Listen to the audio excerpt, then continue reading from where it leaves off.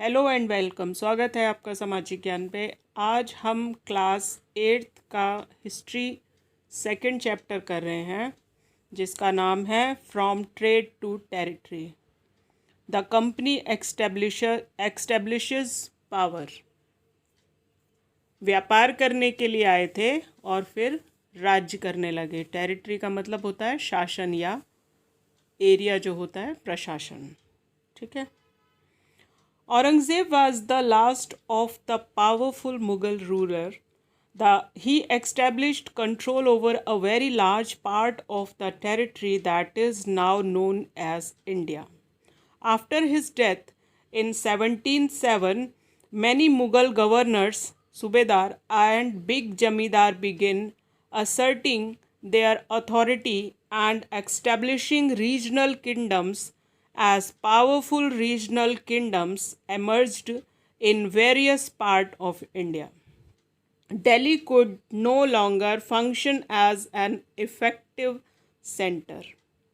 औरंगज़ेब की मृत्यु के बाद में जब औरंगज़ेब की डेथ हो गई 1707 में, तो जो उसके सूबेदार थे, जैसे हमने मुग़ल टाइम में मुग़ल का जो लास्ट उसमें चैप्टर पढ़ा है 7th क्लास में, तो वहाँ आपने देखा होगा कि उन्होंने क्या कर रखे थे, सूबेदार बना रखे थे। सूबेदार क्या होते हैं, एक एरिया दे दिया कि आप इस एरिया से रेवेन्यू कलेक्ट कर सकते हो, अपनी कोई फ़ौज रख सकते हो छोटी सी, और जब हम लड़ेंगे, मतलब औरंगज़ेब लड़ेगा किसी एक एरिया में, तो आप अपनी सेना भेजोगे वहाँ पे लड़ने के लिए। पर तोश खाना लाया था। तोश खाना होता है बारूद।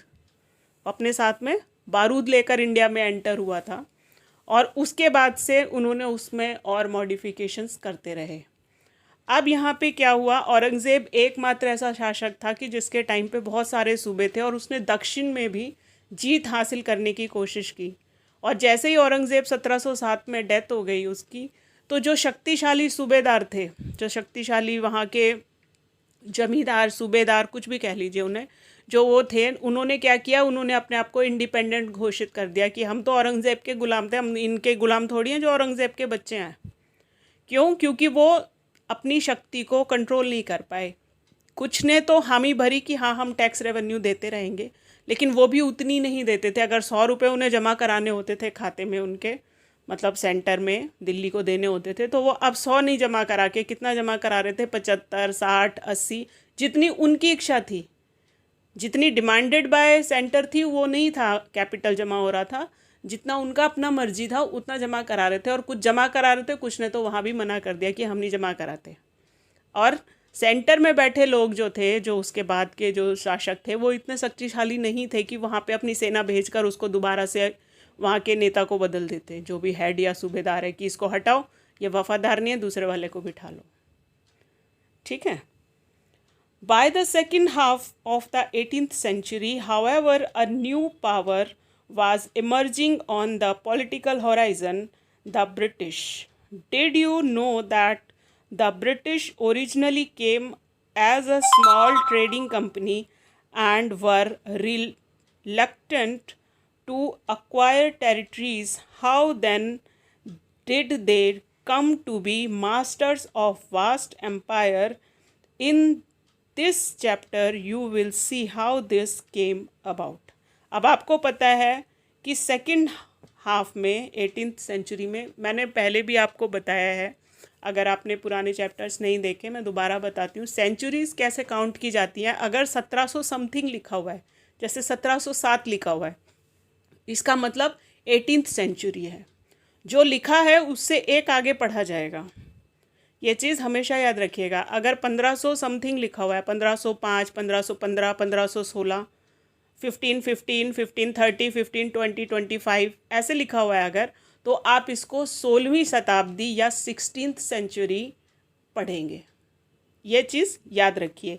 अब यहाँ उसने कहा 18th सेंचुरी मतलब 1700 समथिंग के बाद में, क्योंकि आपको पता है 1764 में 1764 में जब बक्सर की लड़ाई हुई है और इनके पास से 3 एरियाज़ की सूबेदारी चली गई, याद है ना, अभी पिछले चैप्टर में, पिछले लास्ट ईयर की क्लासेस में पढ़ी है कि बक्सर में जब सिराजुद्दौला हार गए हैं, अवध की, बंगाल की और इसकी बिहार, उड़ीसा की जो दीवानी है, यानी टैक्स रेवेन्यू का जो सिस्टम है, वो अंग्रेज़ों के हाथ में आ गया और ये मेजर एरियाज़ थे।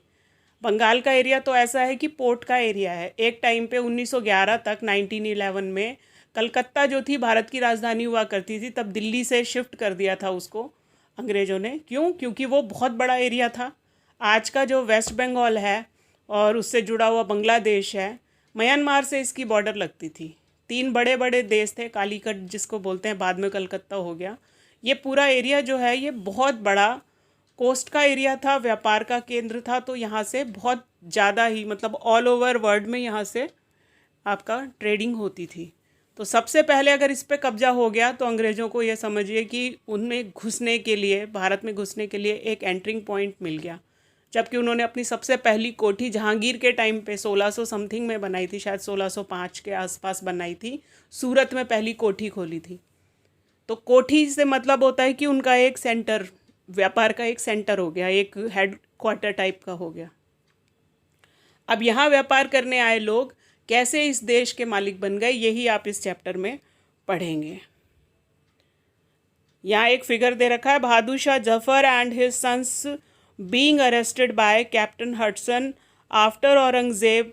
There was no powerful Mughal ruler but Mughal emperors continue to be symbolically important. In fact, when a massive rebellion against British rule broken out in 1857, Bahadur Shah Jafar, the Mughal emperor at the time, was seen as the natural leader. Once the revolt was put down by the company, Bahadur Shah Jafar was forced to leave the kingdom and his sons were shot in cold blood. ठीक है, इसका मतलब समझते हैं आप कि बहादुर शाह जफ़र, मतलब उस समय ये राजा जो दिल्ली में, बहादुर शाह जफ़र की एज बहुत ज़्यादा थी, आप देख पा रहे हैं चित्र में कि बुढ़ा हो गया था और लड़ने के लिए भी इनमें कोई क्षमता थी नहीं ऐसी। लेकिन एक जो माइंड सेट था यहाँ के लोगों का कि दिल्ली में बैठा हुआ जो राजा है ना, वो पूरे भारत का राजा है, यानी बहादुर शाह जफ़र जो है वो सबका लीडर है। और अलग अलग जगह में 1857 में 1857 में जब इन लोगों ने अपने अपने एरिया को फ्री कराने के लिए कूच किया, तो इनमें आपस में तालमेल की कमी थी। किसी ने किसी समय स्टार्ट कर दिया, किसी ने किसी समय स्टार्ट कर दिया, मतलब कम्युनिकेशन गैप की वजह से वो एक बहुत बड़ा रिवोल्ट जो था वो विफल हो गया। उसको रिवोल्ट बोला गया, जबकि वो पहली आज़ादी की लड़ाई आप उसको बोल सकते हैं। इससे पहले छोटे मोटे सन्यासी विद्रोह वगैरह होते रहे हैं और उन्होंने अपने आप को इकट्ठा करके किसी छोटे एरिया को फ्री करा लिया। इतने बड़े राज्य को फ्री कराने के लिए, मतलब राजाओं ने यहाँ पे जो एक तरह से कम्युनिकेशन गैप है एक दूसरे का, कि मैं क्यों करूँ, वो अपना एरिया देखेगा, वो अपना एरिया देखेगा, जो एक संगठन का अभाव 1857 में दिखा, उसी ने भारत में अंग्रेज़ों की जो आगे राज करने के लिए रास्ते हैं उनको खोल दिया। जो जो राजा हारते गए उनके एरियाज़ उन्होंने अपने अंडर में ले लिए और फिर धीरे धीरे करके उन्होंने पूरे भारत को अपने अंडर मतलब शासन के लिए ले लिया। अब यहाँ पे इनके 2 राजा थे, 2 बेटे थे, उनको भी उन्होंने मार दिया और इनको अरेस्ट करके जो आज का म्यांमार बर्मा है वहाँ पे भेज दिया। यंगून कहते थे उस समय, रंगून की जेल में भेज दिया और वहीं घिस घिस के ये महाराज मरे। India company comes east in 1600। The East India Company acquired a charter from the ruler of England, Queen Elizabeth I, granting it the sole right to trade with the East. This meant that no other trading group in England could compete with the East India Company. With this charter, the company could venture across the ocean looking for new land for which it could buy goods at a cheap price and carry them back to Europe to sell at higher prices. The company did not have to fear competition from the other English trading companies. Mercantile trading companies in those days made profit primarily by excluding competition so that they could buy cheap and sell dears. ठीक है, आप समझ गए होंगे इस चीज़ को। East India company basically क्या ट्रेडिंग कंपनी थी। 1600 में इसे रानी से परमिशन मिली कि ये सोलली का मतलब होता है एक अधिकार के साथ में, मतलब कोई और कॉम्पिटिटर नहीं है। जैसे मैंने कह दिया कि ये पूरा घर या ये पूरा एरिया मेरी टेरिटरी है, तो कोई और आके यहाँ पे ट्रेड नहीं करेगा। तो ईस्ट के लिए, पूर्व के लिए उनको एक पट्टा दे दिया, आदेश दे दिया वहाँ की रानी ने कि आप वहाँ जाके ट्रेडिंग करो, कोई और किसी और को हम ये ट्रेडिंग का पट्टा नहीं देंगे। मतलब ईस्ट इंडिया कंपनी को हमने परमिट किया, अलाउ किया है कि आप कितना भी सस्ता महंगा सामान वहाँ से खरीदोगे और इस एरिया में, यूरोप के एरिया में बेचोगे अपनी पसंद के प्राइस से, और जो प्रॉफिट होगा वो आप हमको जमा कराओगे, सरकार को, यानी वहाँ के राजा को। और इसलिए वो बिल्कुल फ्री हो गए कि उनको और कोई कंपटीशन नहीं मिल रहा, छोटे मोटे व्यापारियों को वो इस चीज़ के लिए आदेश नहीं देंगे, तो सिर्फ ईस्ट इंडिया कंपनी ही भारत में उसको एलिजिबल किया। The royal chartered however could not prevent other Europeans' power from entering the eastern market. By the time the first English ship sailed down the west coast of Africa, round the Cape of Good Hope, and crossed the Indian Ocean, the Portuguese had already established their presence in the western coast of India and had their base in Goa. In fact, it was Vasco da Gama, a Portuguese explorer, who had discovered this sea route to India in 1498. By the earlier 17th century, the Dutch too were exploring the possibility of trade in the Indian Ocean. Soon the French traders arrived on the scene. अब ऐसा नहीं है कि English ही यहाँ आए, English तो बहुत बाद में आए, मतलब अंग्रेज जो थे भारत में बहुत बाद में आए, 1600 के आसपास आए। उससे पहले पोर्तुगीज़ आए, पुर्तगाली, जो वास्को डी गामा आया था।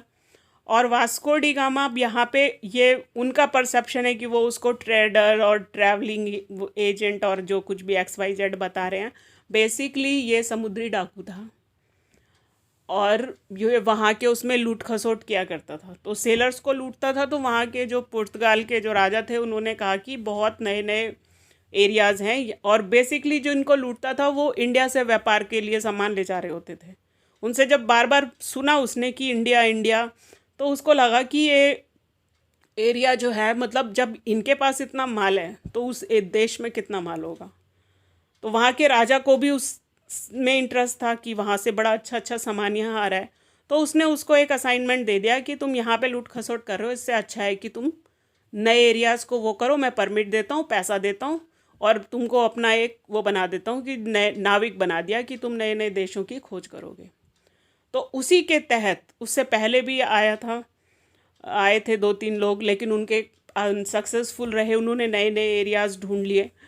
लेकिन वास्को डी गामा सक्सेसफुल रहा, इंडिया तक आया, और इंडिया आने के बाद में यहाँ से वो 3 बार, 1-2 बार नहीं 3 बार अपनी जो वो थी बोट, जिसे बड़े बड़े जहाज़, 3-4 जहाज़ सोना भर के यहाँ से लेके गया।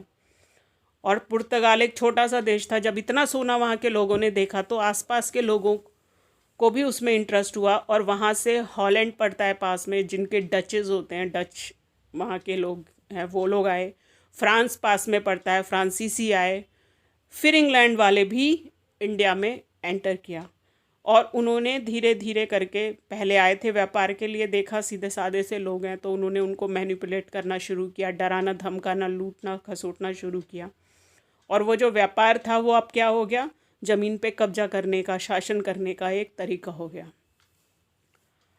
जैसा यहाँ पे दे रखा है, 1498 में पहले पोर्चुगीज़ आए, उसके बाद में डचेज़ आए, डच यानी हॉलैंड के लोग, डचेज़ के बाद फ्रांसीसी आए, फिर ये आए आपके अंग्रेज। The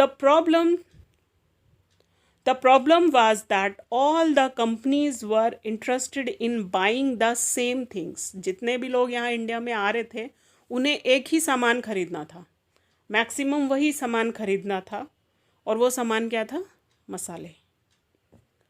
the fine qualities of cotton and silk produced in India had a big market in Europe. Pepper, clove, cardamom, cinnamon too were in great demand. यहाँ का जो कॉटन था, यहाँ का जो सूती कपड़ा था, वो बहुत ज़्यादा डिमांड में था। यहाँ का जो सिल्क था वो बहुत ज़्यादा डिमांड में था। यूरोप में ये कहीं पाया नहीं जाता था। आपको शायद नहीं पता होगा, लेकिन ढाका का सिल्क, ढाका का जो मलमल होता है, मलमल बेसिकली क्या होता है, बड़ा फाइन कॉटन होता है, मसलिन क्लॉथ। चुन्नियों में भी आप सॉफ्ट कपड़ा देखते होंगे, जैसे कई बार होता है ना, कुछ छानने के लिए हम यूज़ करते हैं, दूध में से क्या पनीर निकालने के लिए, छेना निकालने के लिए हम एक पतला सा कपड़ा यूज़ करते हैं सफ़ेद रंग का। इससे भी ज़्यादा फाइन कहा जाता है ढाका की मलमल। ऐसी मलमल थी कि अंगूठी से पूरी साड़ी 5 मीटर की, 6 मीटर की निकल जाती थी। आज भी ये अवेलेबल है, कुछ बहुत कम लोग वहाँ पे बनाते हैं, क्योंकि बहुत मैसिव वहाँ पे डिस्ट्रक्शन करके उन लोगों ने उनको ऑलमोस्ट ख़त्म ही कर दिया। और दूसरा सिल्क, और जैसा मैंने अभी बताया मसाले। यूरोप में पेपर, ये जो काली मिर्च होती है, क्लोव, आपका लौंग, कार्डेमम, हरी इलायची, और सिनेमम होती है दालचीनी, वो लकड़ी सी जो होती है मसाले में, वो, इनकी वहाँ पे बहुत डिमांड थी। Competition amongst the European companies inevitably push up the price at which these goods could be purchased, and this reduces the profit that could be earned. The only way the trading companies could flourish was by eliminating rival competitors. The urge to secure market therefore led to fierce battle between the trading companies. Through the 17th and 18th century, they regularly sank each other's ship, blockaded routes, and prevented rival ships from moving with supplies, goods. Trade was carried on with arms, and trading posts were protected through fortification. This efforts to fortify state settlement and carry on profitable trade also led to intense conflict with local rulers.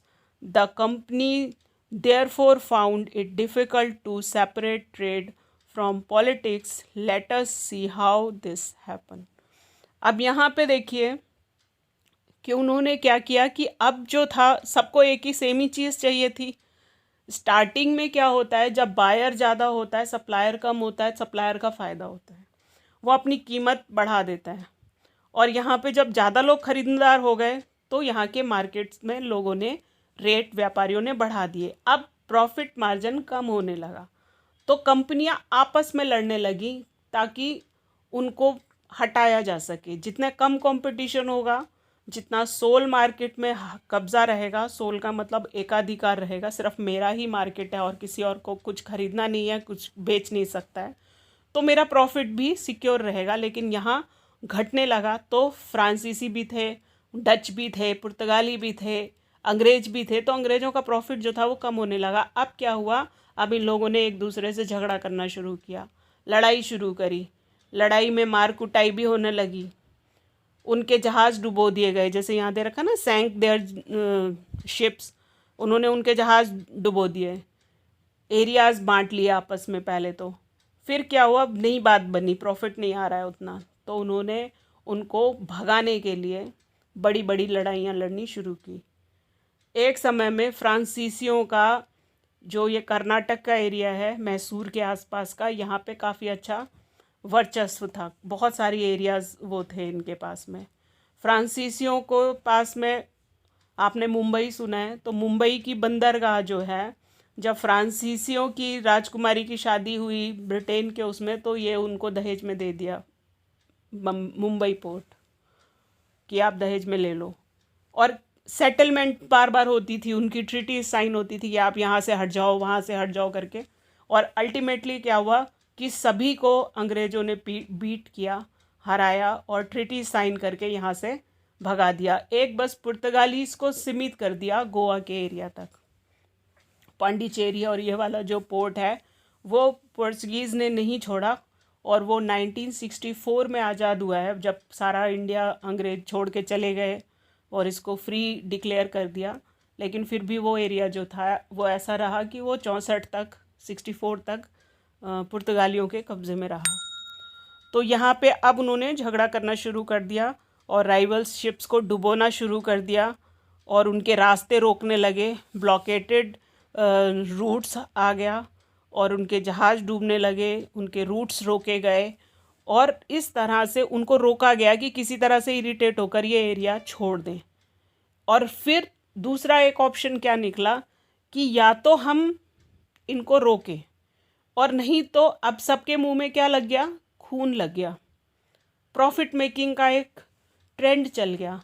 तो उन्होंने क्या किया कि धीरे धीरे जिन areas में व्यापार कर रहे थे उनके चक्कर में जो नए एरियाज़ उन्होंने ढूंढे थे उनको कब्जा करने लगे, वहाँ के लोगों को अपने अंडर में करने लगे।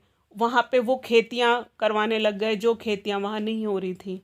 पहले नेचुरली कुछ ग्रो हो रहा था, लेकिन फिर क्या हुआ, जैसे जावा है, सुमात्रा है, माली है, ये जो छोटे छोटे टापूज हैं जो इंडिया के पास में पड़ते हैं, लाओस है, इन जगहों पे यहाँ से ले जाके यहाँ का क्लाइमेट जो है, जो नॉर्थ का साउथ का क्लाइमेट है जहाँ के लिए इलायची, लौंग और ये सारी चीज़ों के लिए सूटेबल है, उन एरिया पे कब्जा करके उन्होंने यहाँ से वो चीज़ें ली और वहाँ पे ग्रो करानी शुरू कर दी। तो इससे क्या हुआ कि नए एरियाज़ पे उन्होंने कब्जा करना शुरू किया, कब्जा करके खेती करवानी शुरू की और खेती करवाने के लिए उन्होंने दास प्रथा यानी स्लेवरी सिस्टम भी स्टार्ट कर दिया कि यहाँ से वहाँ लोगों को ट्रांसपोर्ट करने लगे। अब जैसे गाय भैंस बकरियाँ और कपड़े लत्ते बिकते थे उस तरह से अब इंसान भी बिकने लगे। समस्या क्या थी कि वो लोग उनकी भाषा नहीं समझते थे और ये उनको टॉर्चर कर करके इधर से उधर बेचना शुरू कर दिया। आज जो आप समाज का ताना बाना देख रहे हो कि आपको अगर आप ब्रिटेन में जाते हो तो वहाँ पे भी कुछ निग्रोज मिलते हैं यानी ब्लैक स्किन पीपल मिलते हैं, और इसी तरह से आप जब अफ्रीका वगैरह आते हो तो वहाँ गोरे लोग मिलते हैं। तो ये जो घालमेल हुआ है, इधर से उधर जो ट्रांसफ़र किए गए लोग, इंडियंस आपको हर जगह मिलेंगे क्योंकि इंडिया में जो खेती हो रही थी वो और जगह नहीं हो रही थी। तो यहाँ से लोगों को उठाया गया, ज़बरदस्ती ले जाए गए और यहाँ वहाँ उनको प्लांट कर दिया गया। मतलब ये चीज़ सिखाने के लिए उनको पहले ट्रेनिंग देने के लिए और लोगों को बताया गया और फिर धीरे धीरे क्या हुआ कि उन्होंने वहाँ के लोगों से शादी की, वहाँ फैमिली बनानी शुरू की, सरवाइव करने लगे। तो ये चीज़ें हैं कि पूरे ऑल ओवर वर्ल्ड में इंडियंस रूट जहाँ कहीं भी हैं उनके पीछे या तो उन्हें स्लेव बना के यहाँ से ले जाया गया, खेती बाड़ी के लिए ले जाया गया, व्यापार के थ्रू ले जाया गया। मतलब यही सारा प्रोसेस वहाँ पे रहा है। अब किस तरह से ये प्रोसेस आगे वो हम नेक्स्ट उसमें वो करेंगे, नहीं तो ये वीडियो बहुत लंबा हो जाएगा। अगर आपको मेरे द्वारा दी गई जानकारी अच्छी लगती है तो चैनल को सब्सक्राइब कीजिए, वीडियो को लाइक कीजिए और शेयर कीजिए। Thank you, thanks for watching.